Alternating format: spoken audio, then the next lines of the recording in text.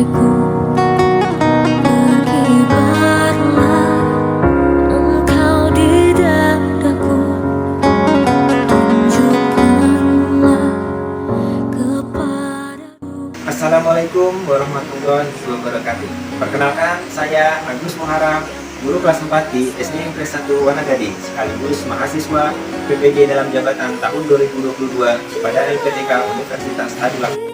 Hari tanggal 6 Oktober 2022, saya akan melakukan praktik uji kinerja pada kelas 4, tema 4 berbagai pekerjaan, subtema 3 pekerjaan orang tua. Kali ini saya akan menggunakan model pembelajaran program Dasar Learning dengan pendekatan saintifik, feedback, dan metode ceramah, diskusi, tanya jawab, serta penugasan. Dengan media yang saya gunakan adalah gambar, kartu pertanyaan, slide PowerPoint, dan video pembelajaran. Terima kasih. Wassalamualaikum warahmatullahi wabarakatuh. Berkibar di luas nuansamu, tunjukkanlah kepada dunia pertama budi bahasamu. Datang ini kapal tangan ini, menaikkan kewajiban. Assalamualaikum warahmatullahi wabarakatuh. Gimana kabarnya anak-anak hari ini? Baik. Coba siapa hari ini yang tidak hadir ya? Ramadan. Ya, kenapa Ramadan? Ya. Kalau sakit semoga cepat sehat ya. Oke, kalau gitu siapa yang tadi pagi datangnya paling duluan? Oke, Egi, silakan ya sebagai perkataan untuk yang datang duluan, silakan dipimpin teman-temannya. Silakan.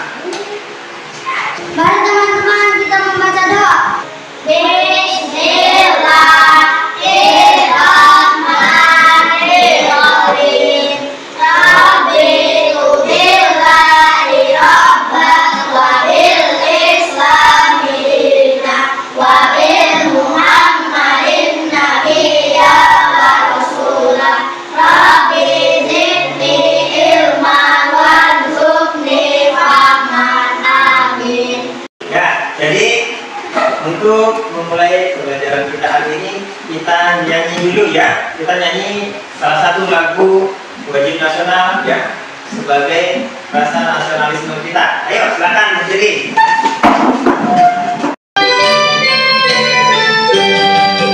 Dan salam sampai hari yang pulang, semuanya pun menjadi satu. Itulah Indonesia, Indonesia tanah air, angkatlah di mana Indonesia Indonesia.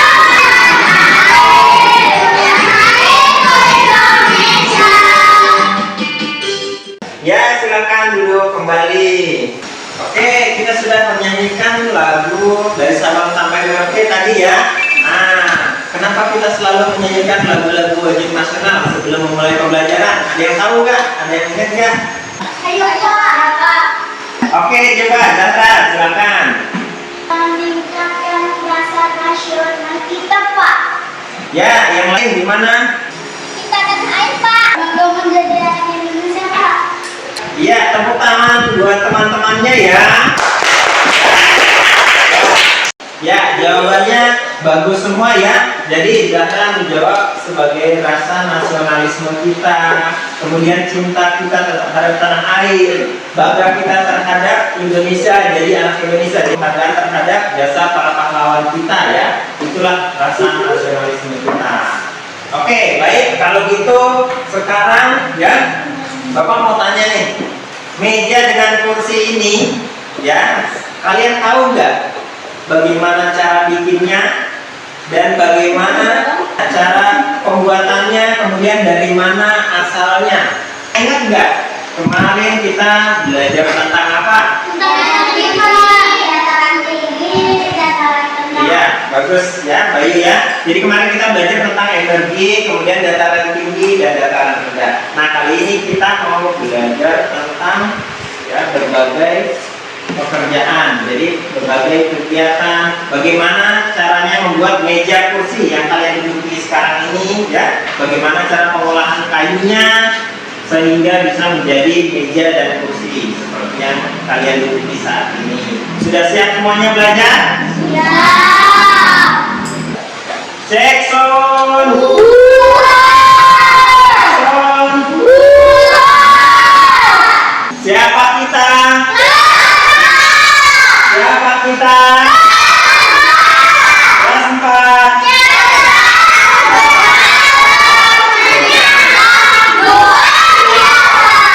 Mana suaramu?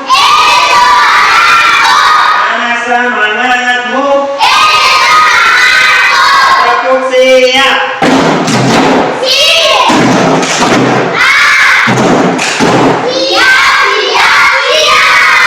Oke, tepuk tangan buat kita semua ya.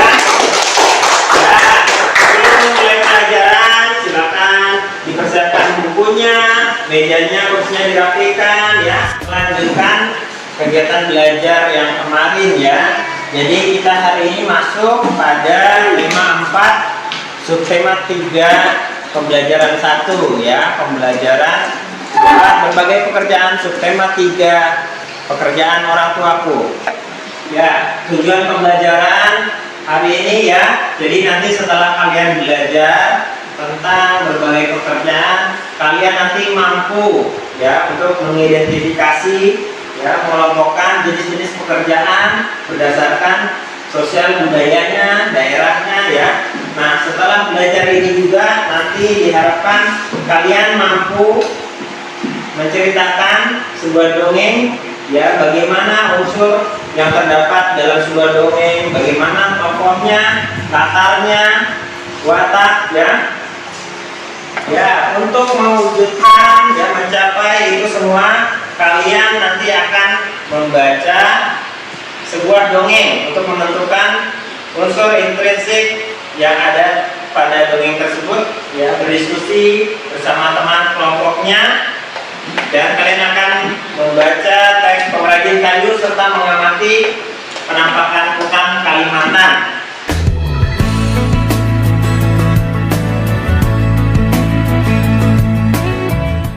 Kalau begitu, sekarang kalian lihat tampilan PowerPoint yang ada di papan tulis.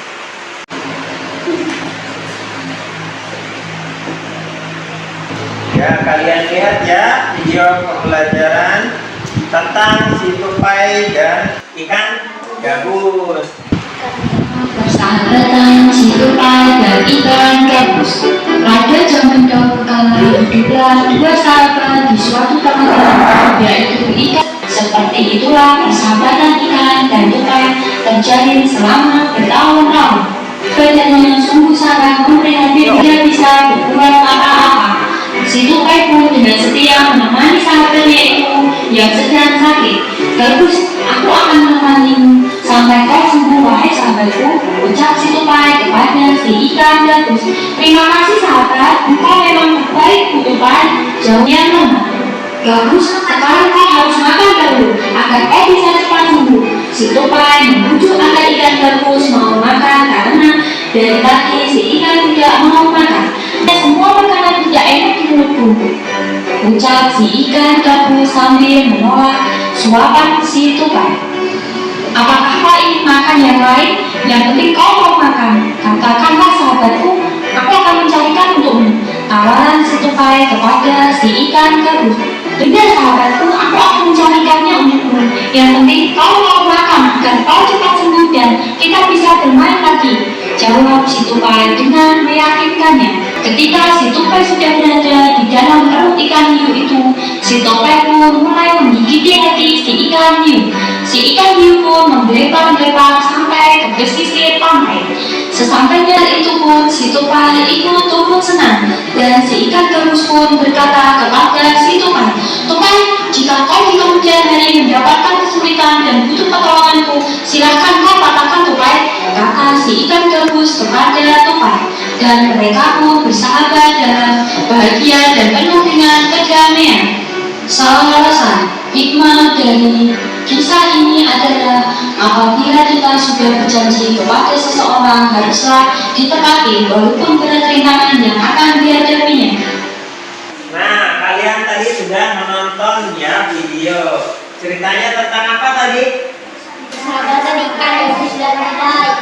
Ya, kisah persahabatan si tupai dan ikan gabus.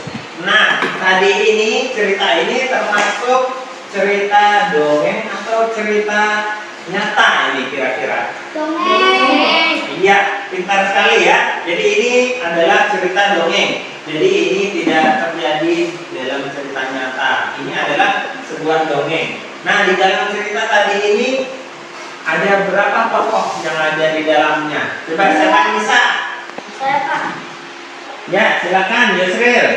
Ikan gabus. Ya, ikan gabus, terus tupai dan ikan hiu. Bagus sekali Yusril. Nah, kalau dalam cerita ini siapa yang tahu bagaimana sifatnya si tupai?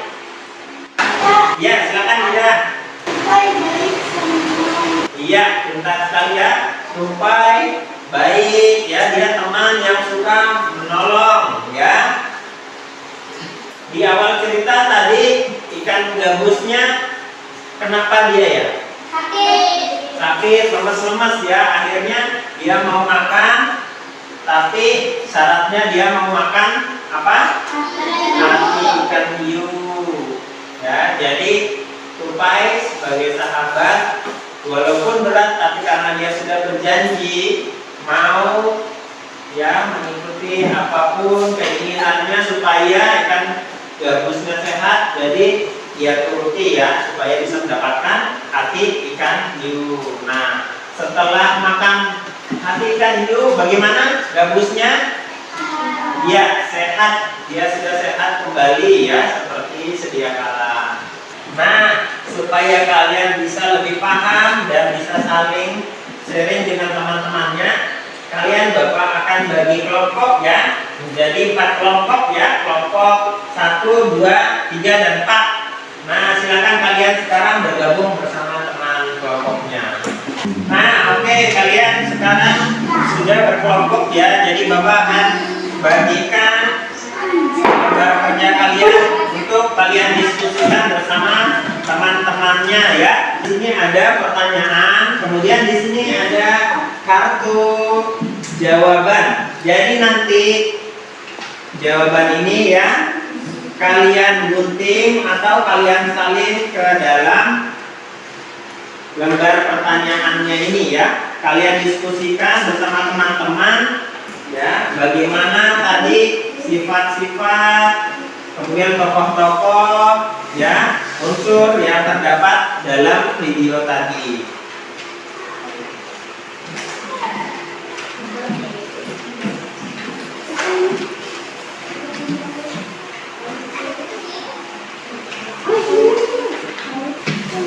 Ya. Nah, itu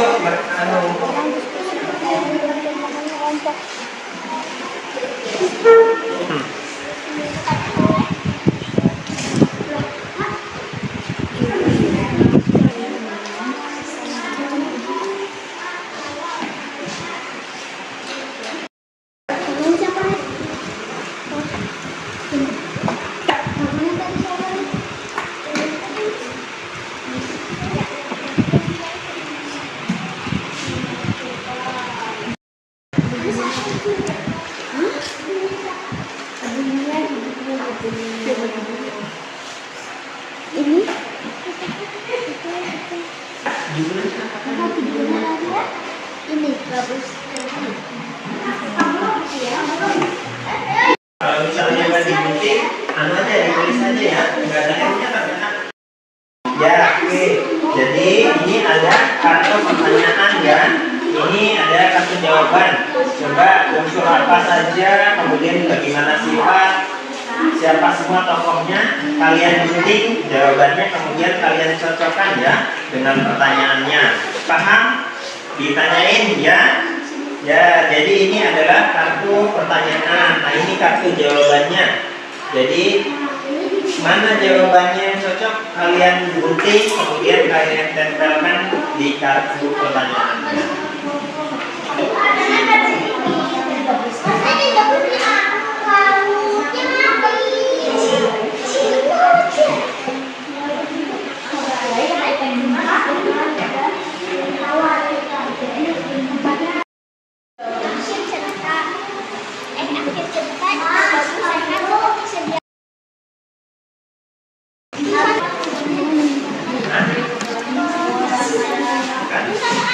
Kelompok 12 ini aja dipilih. Ini kan pertanyaannya cuma 7, kan? Ini cuma 7. Sudah.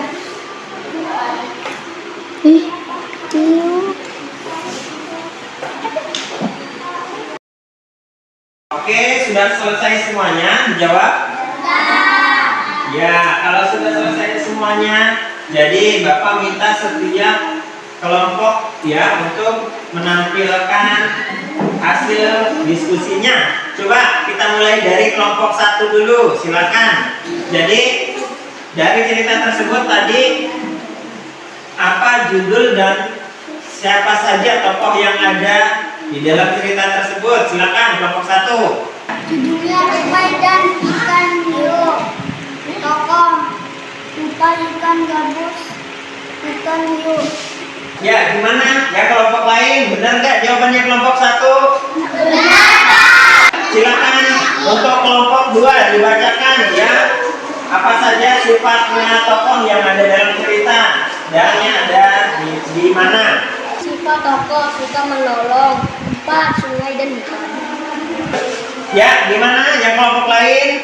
Jawabannya kelompok 2? Ya, kelompok 3, silakan. Bagaimana cerita awal dan cerita akhir dari video tersebut? Tupai tidak melihat ikan gabus, Pak. Ikan gabus sehat seperti sedia kala. Jawabannya kelompok 3 ya. Cerita awalnya itu Tupai tidak melihat ikan gabus dan setelah makan ikan hiu, Tupai sudah sehat kembali sedia kala. Bagaimana jawabannya? Nah, terakhir ya, bagaimana pesan moral yang ada dari cerita tersebut? Coba silakan kelompok 4. Harus saling menolong, menepati janji. Ya, bagus. Oke, tepuk tangan untuk kalian semua ya. Alhamdulillah semuanya. Oke. Nah, selanjutnya ya, coba kalian lihat di halaman yang ada. Nah, ini ada gambar tentang proses pengolahan kayu ya. Coba kalian lihat. Oke, nah masih semangat enggak belajarnya? Ya, supaya semangat coba berdiri dulu. Ayo, kita berdiri dulu. Ya, coba semuanya lihat ke depan ya. Berdiri di sela-selanya sini. Berdiri di sela-selanya. Nah, oke. Coba ya, perhatikan Bapak, ikuti Bapak. Ya, coba konsentrasi. Ya, kalau konsentrasi pasti kita bisa fokus. Ya, coba dengarkan apa yang Bapak bilang dan lihat apa yang Bapak lakukan. Jadi yang kalian fokus apa yang Bapak bilang. Oke, coba sekarang pegang kepalanya. Pegang kepalanya, pegang lututnya, pegang sikutnya, pegang telinganya, pegang kepala, pegang sikut, pegang lutut, pegang kepala, pegang sikut. Sikutnya mana? Ya, sikut yang ini ya. Fokus, fokus, fokus. Lagi, ulangin. Pegang lutut, pegang perut, pegang telinga, pegang kepala, pegang hidung, pegang sikut. Iya, ada yang pegang kepala ya, pegang sikut. Oke, ya. Tepuk semangat dulu biar semangat. Tepuk semangat. Semangat.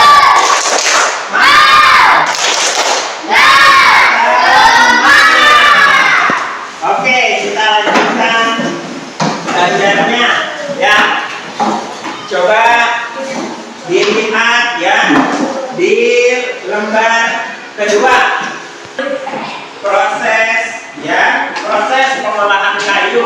Bagaimana kayu itu diolah sampai bisa jadi meja dan kursi kalian ya. Coba ada yang bisa menceritakan seperti yang ada di gambar. Silakan, siapa yang mau menceritakan? Ya, silakan. Pohon di hutan, penebangan pohon, kayu diangkut ke kota, pengrajin kayu, toko mebel sendiri. Ya, bagus ya, itu. Jadi proses pengolahan kayu ya menjadi meja kursi seperti yang kalian gunakan ini. Yang pertama adalah pohon di hutan. Jadi menebang pohon di hutan, menebangnya juga dengan menggunakan izin ya, tidak sembarangan. Pohon di hutan bisa ditebang. Nah, setelah pohon ditebang ya, kayu-kayunya diangkut ke kota, kemudian diantar ke pengrajin kayu di mebel ya. Nah, di mebel situlah baru dibuat meja, kursi, lemari ya. Setelah itu barulah didistribusikan di toko, kemudian siap untuk digunakan. Nah, untuk membuat ya meja kursi tadi, sumber daya alam yang digunakan tadi ada apa? Pohon di hutan ya. Nah, pohon juga di hutan tidak serta-merta diambil terus-menerus sampai habis ya. Jadi pohon di hutan itu diambil, dipilih-pilih dan harus ada izinnya. Sekarang kalian akan dapat beri lembaran lagi yang dapat kalian lihat, kalian amati mengenai ya apa ini? Peta Kalimantan ya. Ini peta Kalimantan. Jadi yang warna biru ini adalah penampakan pohon-pohon di hutan Kalimantan pada tahun 1950. Bagaimana? Masih sangat biru ya. Ya, jadi pada tahun 2010 ya, penampakan hutan Kalimantan bagaimana? Apakah masih hijau atau sudah gundul? Gundul. Ya, coba dilihat ya. Pada tahun 1950 masih sangat hijau. Pada tahun 2010 sudah sedikit hutannya, apalagi tahun 2020 sudah hampir habis hutannya. Makanya kita harus melestarikan ya hutan. Kita menanam kembali pohon ya. Jangan menebang sembarangan. Ya, coba sekarang kalian perhatikan ya pulpen yang ada di papan tulis itu. Nah, pada tahun 1950 penampakan hutan di Kalimantan masih sangat hijau, full ya. Kemudian 1985 mulai berkurang, tahun 2000 mulai berkurang. Pada tahun 2010 bagaimana penampakannya? Ya, sudah sangat gundul, apalagi di tahun 2020. Kalian bisa lihat sudah sangat gundul. Jadi hutan yang hijau itu sudah banyak sekali berkurang ya, sudah menjadi dataran pemukiman perkebunan ya. Maka dari itu kalian harus menjaga, merawat alam dengan cara apa? Menanam pohon. Iya, bagus, tinggi. Ya, kalau begitu kalian Bapak akan berikan ya evaluasi mandiri, dikerjakan sendiri-sendiri ya. Jangan nyontek sama teman-temannya. Ini terkait dengan ya penampakan hutan di Kalimantan. Nah, coba kalian perhatikan ya. Jadi ini bandingkanlah penampakan hutan pada tahun ke tahun yang ada pada gambar. Kemudian bagaimana kondisi hutan jika terjadi penebangan terus-menerus? Selanjutnya, apa yang terjadi jika pohon di hutan semakin berkurang? Kemudian yang kelima, apa yang harus kita lakukan untuk menjaga kelestarian hutan? Serta sikap apa yang sebaiknya dimiliki oleh pengrajin kayu ya untuk menjaga kelestarian hutan. Oke, silakan kalian kerjakan masing-masing ya.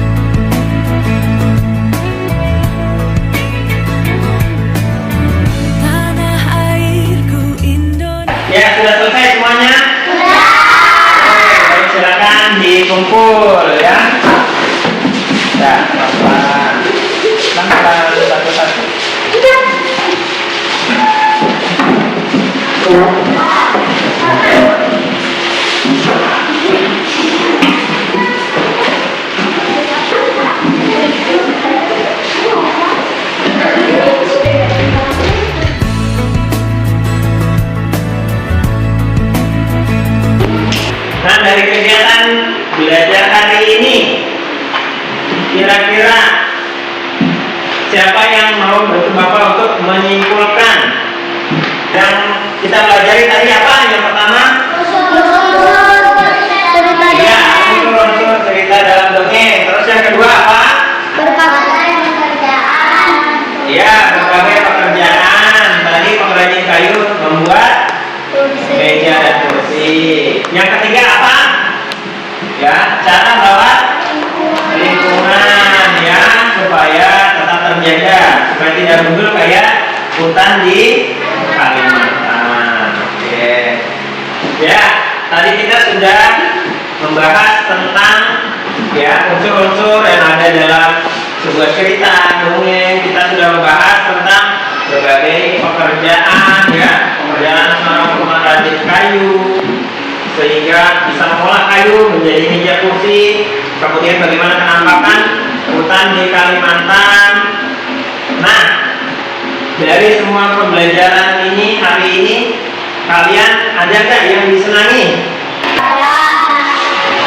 Nah, kalau ada yang tidak disenangi, diceritakan pada Bapak ya, biar nanti kita akan bahas lebih lanjut. Oke, ya tadi yang aktif dalam kegiatan berdiskusi tadi Bapak lihat kelompok 3. Silakan Rifki dipimpin teman-temannya ya berdoa kita sebelum pulang. Silakan.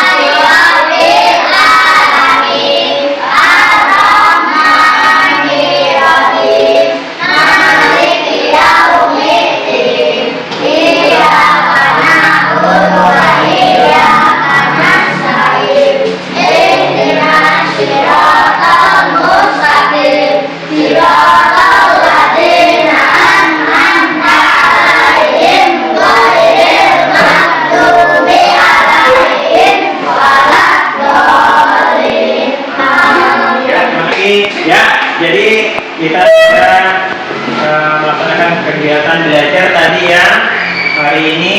Jadi jangan lupa nanti di rumah baca-baca kembali bukunya.